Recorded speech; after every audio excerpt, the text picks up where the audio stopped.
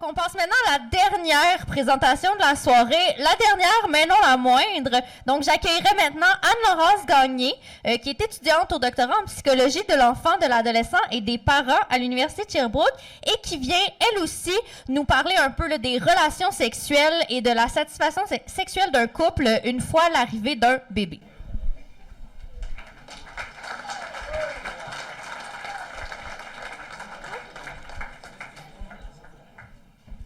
Bonsoir, ça me fait plaisir d'être avec vous ce soir et de vous présenter en primeur, vous êtes les premiers à les entendre, mes résultats de thèse. Alors, moi j'ai une question pour vous pour commencer. Est-ce que ça vous est déjà arrivé, quand vous vous promenez sur vos réseaux sociaux ou que vous regardez une publicité, de voir des images comme celle-ci? Je vois quelques réactions, ouais. Ben, en tout cas, moi de mon côté, j'ai constaté qu'il y a un nombre quand même assez impressionnant d'images comme ça qui circulent autour de nous, sans nécessairement qu'on les sollicite. Puis ça, à force d'être exposé à des images comme celle-ci, ça peut créer... on peut internaliser des croyances par rapport à c'est quoi un corps idéal, puis ça peut même engendrer une certaine pression pour l'atteindre, ce corps idéal-là. Il faut que je replace mon micro. Oui, alors on peut commencer à se dire, pour être désirable, même pour être accepté dans la société, il faut que j'ai un ventre plat, un corps musclé, un faible taux de gras, par exemple. Puis là, je vous dis ça parce que les nouveaux parents, ils ne sont pas épargnés de ces images-là, de ces messages-là qui circulent dans la société. Puis les nouveaux parents, c'est la population dont je vais vous parler ce soir. Il y a plein de comptes de Fit Moms ou Fit Dads, je ne sais pas si vous me comprenez, désolée pour l'anglicisme, mais qui vont créer du contenu pour montrer comment retrouver sa silhouette pré-grossesse, comment garder la forme pendant la période postpartum. Puis la période postpartum, pour qu'on se comprenne tous bien, c'est la période qui suit la naissance d'un enfant. Puis c'est ça, la période postpartum, c'est une période quand même sensible pour le corps parce que comparativement à la grossesse, les changements corporels sont moins légitimés parce que pendant la grossesse, il y a un petit être qui se développe à l'intérieur du corps, c'est correct, c'est normal, c'est même bien de prendre du poids puis de voir le corps changer. Mais quand ce petit bébé-là est sorti, il n'y a plus de bons prétextes ou excuses pour dévier, puis là je mets des gros guillemets, là, pour dévier des standards de beauté, de minceur. Alors, ça peut quand même engendrer une pression là, pour l'atteindre, pour atteindre ces standards-là. Là, je parle beaucoup des femmes qui ont vécu la grossesse, mais les partenaires de ces mamans-là aussi peuvent voir leur corps changer à travers la grossesse, la période postpartum, en raison de la fatigue, du stress lié à la transition à la parentalité. Alors là, vous comprendrez que des nouveaux parents qui tombent sur des images comme ça, c'est pas nécessairement aidant pour tous, et ça peut même engendrer des préoccupations par rapport au corps, qui peuvent même les suivre jusque dans leur chambre à coucher.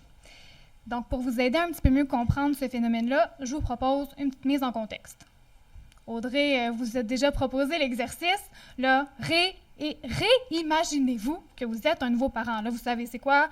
Il est fatigué, il est quand même stressé, puis il n'a plus beaucoup de temps à consacrer à son couple. Puis quand il veut en consacrer, il faut qu'il les planifie ces moments-là. Mais là, imaginez, là, vous y êtes parvenu. Vous l'avez, là, votre date avec votre conjoint, votre conjointe, vous avez tout mis en place pour que ça se déroule bien. Mais bon, vous réalisez, OK, je suis pas tant capable de profiter de ce moment-là. Il y a quand même des pensées qui déroulent dans ma tête qui font que je suis pas capable de me concentrer sur le moment présent.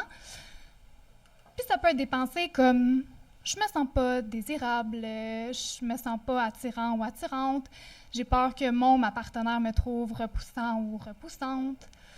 Puis ça, ces pensées-là, ça correspond à des préoccupations par rapport à l'image corporelle. Fait que quand je vous parle de ce concept-là, je réfère à des pensées qui sont liées à l'écart qui existe quand la silhouette que j'ai réellement puis que la silhouette que j'aimerais avoir, quand il y a un écart entre ma silhouette souhaitée puis ma silhouette réelle. Désolée pour ma formulation. Donc, par exemple, une nouvelle maman pourrait être préoccupée par son corps parce qu'elle trouve que son ventre, qu'elle a réellement, il n'est pas aussi plat que celui qu'elle aimerait avoir. Puis pendant ma présentation, je vais vous parler de satisfaction sexuelle. Donc, on en a quand même beaucoup parlé pendant la soirée, mais c'est à quel point une personne va être satisfaite ou satisfaite de sa sexualité. C'est un continuum, donc la satisfaction sexuelle, elle peut changer au cours de la semaine, même au cours des jours selon l'état de la personne, puis les circonstances du quotidien. Donc, dans le cadre de ma thèse, moi, je me suis intéressée à la relation entre ces deux concepts-là, puis je me suis demandé, est-ce que se sentir préoccupé par son corps, ça peut jouer un rôle sur la satisfaction sexuelle des couples de nouveaux parents? Puis j'ai aussi voulu voir à quoi ça ressemblait à travers le temps. Donc, j'ai examiné la trajectoire de changement de la satisfaction sexuelle de ces couples-là, donc à 8, 12 puis 24 mois postpartum. Puis plus précisément, je me suis attardée aux liens sur moi-même, mais aussi aux liens sur mon partenaire. Fait que là, je me prends en exemple. Je me suis intéressée à savoir si mes propres préoccupations par rapport à mon image corporelle, ça pouvait jouer un rôle sur ma propre satisfaction sexuelle, mais aussi sur celle de mon partenaire et vice-versa. Puis Audrey vous en a parlé un petit peu tantôt. Moi aussi, mon échantillon provient du projet Passage. Donc, il y a 211 couples de nouveaux parents dans le cadre de mon étude à moi qui ont rempli des questionnaires. Donc, des personnes parents pour la première fois. Puis, à travers cet échantillon-là, il y avait 7 couples de même sexe, mais seulement des couples homosexuels féminins, parce que dans le cadre de l'étude, c'est important qu'au moins un des partenaires, pas au moins, qu'un des partenaires ait vécu l'expérience de la grossesse. Alors, sans plus attendre, je vous dévoile qu'est-ce qui est ressorti. Étonnamment, il n'y a pas de lien direct dans notre échantillon entre les préoccupations corporelles puis la satisfaction sexuelle, ni sur le plan individuel, ni sur l'autre partenaire. Fait que l'absence de lien ici, ça laisse présumer qu'il y a d'autres éléments qui peuvent venir jouer dans cette relation-là puis qui peuvent la moduler. Fait qu'on a décidé d'en inclure un autre dans notre modèle, un élément qui est important pour la vie des couples en général et particulièrement pour les nouveaux parents. Et c'est le soutien conjugal dont Audrey vous a parlé aussi un petit peu tantôt. Donc, on a voulu voir, selon la perception de soutien que les nouveaux parents avaient, comment est-ce que ça pouvait venir la moduler, cette relation-là, entre les préoccupations par rapport à l'image corporelle puis la satisfaction sexuelle. Puis là, pour qu'on se comprenne bien, là, le soutien, c'est les formes d'aide que les couples peuvent se procurer. Donc, comme Audrey disait tantôt, ça peut aller de l'aide un petit peu plus concrète, plus pratique, comme mon partenaire va me reconduire à un rendez-vous, jusqu'à du soutien un petit peu plus proximal, émotionnel, qui serait le fait que mon partenaire prend le temps de m'écouter après ma journée de travail ou après ma présentation bistrot au brin. Donc, le premier résultat qui est ressorti quand on a intégré le soutien à notre modèle, ça se passe à 8 mois postpartum. Lorsque les couples se sentaient plus soutenus, ils se sentaient aussi plus satisfaits de leur sexualité. En revanche, on n'a pas trouvé de lien entre le soutien puis la trajectoire de changement de la satisfaction sexuelle. Ça se passait vraiment à 8 mois postpartum pour ce lien-là. On a aussi observé que quand les partenaires, là je fais référence aux parents qui n'ont pas porté l'enfant, percevaient recevoir peu ou pas du tout de soutien, il n'y avait rien qui se passait entre ses préoccupations corporelles puis sa satisfaction sexuelle. Mais quand les partenaires étaient préoccupés par leur corps, ils rapportaient se sentir moins satisfaits de leur sexualité, mais uniquement quand ils reçoivent beaucoup de soutien. Donc ça, on a été vraiment étonnés par ce résultat-là. C'est en fait contraire à ce à quoi on s'attendait. Donc c'est comme si ici, le soutien conjugal, il venait amplifier le rôle des préoccupations corporelles sur la satisfaction sexuelle des partenaires. Donc on peut se dire que quand les partenaires ils se sentent plus préoccupés par leur corps, ils se sentent probablement moins désirables aux yeux de leur partenaire. Puis à ce moment-là, on peut se demander, est-ce qu'il y aurait peut-être plus besoin de rapprochement physique plutôt que des marques de soutien pour se sentir mieux dans leur corps et conséquemment se sentir plus satisfait sexuellement? C'est une piste. On se demande aussi, est-ce que le fait de recevoir beaucoup de soutien pour un partenaire, ça puisse le faire sentir peut-être inadéquat, autant dans son rôle de parent que dans son rôle de partenaire amoureux. Si la personne adhère beaucoup aux stéréotypes de genre ou au rôle plus traditionnel de genre, ça peut peut-être venir jouer un petit peu sur son ego là, de recevoir beaucoup de soutien puis sur son image. Ensuite, le prochain résultat que je vous présente en 3 temps. Donc, la première chose qui est importante de savoir, c'est qu'on a observé chez nos couples de nouveaux parents que leur satisfaction sexuelle diminuait à travers le temps, donc de 8 à 24 mois postpartum. En gardant ça en tête, on a observé que quand les mamans, donc les mères qui ont porté l'enfant, percevaient recevoir peu ou pas de soutien, leurs propres préoccupations corporelles, elles n'étaient pas associées à cette diminution de satisfaction sexuelle à travers le temps. Mais, quand elles percevaient recevoir beaucoup de soutien, à ce moment-là, leurs préoccupations par rapport à leur image corporelle étaient associées à une moindre diminution de la satisfaction sexuelle de leur partenaire. Là, c'est quand même complexe ici. Ce qu'on peut en retenir, c'est que le soutien ici, ça semble jouer un rôle protecteur en apaisant les préoccupations corporelles de la maman. Ça la dispose peut-être davantage à avoir des activités, des rapports sexuels avec son partenaire.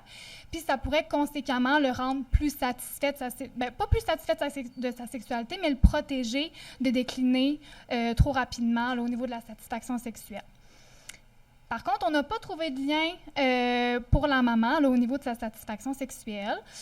Donc, on peut penser qu'il y a peut-être d'autres éléments liés à la parentalité, comme la fatigue ou la charge mentale, qui pourraient faire en sorte que le soutien n'est pas suffisant pour les protéger de cette diminution de satisfaction sexuelle à travers le temps. Donc, qu'est-ce qu'on peut retenir de tout ça? Dans ce contexte-ci, le soutien, il semble plus important que les préoccupations par rapport à l'image corporelle pour mieux comprendre la satisfaction sexuelle des nouveaux parents, bien qu'il semble un petit peu plus bénéfique pour les mères que pour leurs partenaires.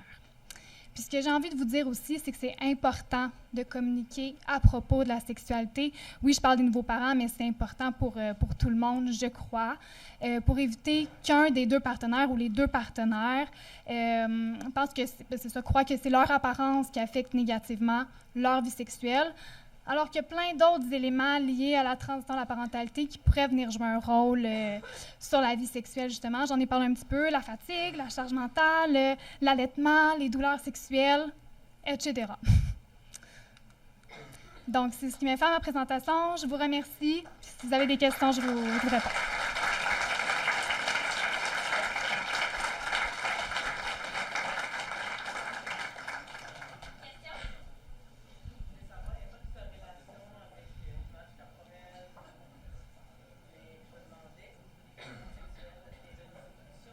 Au niveau de quoi, pardon? Oui. Oui, non.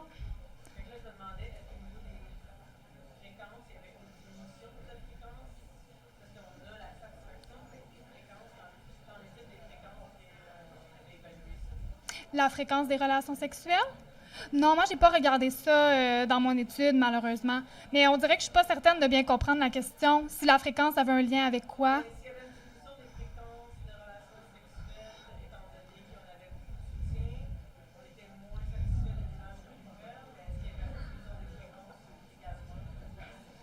J'aurais de la difficulté à vous répondre. Puis on n'a pas regardé, en fait, le lien entre image puis soutien.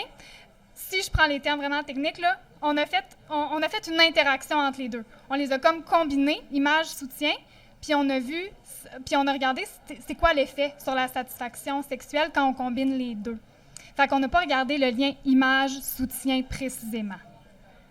Ouais.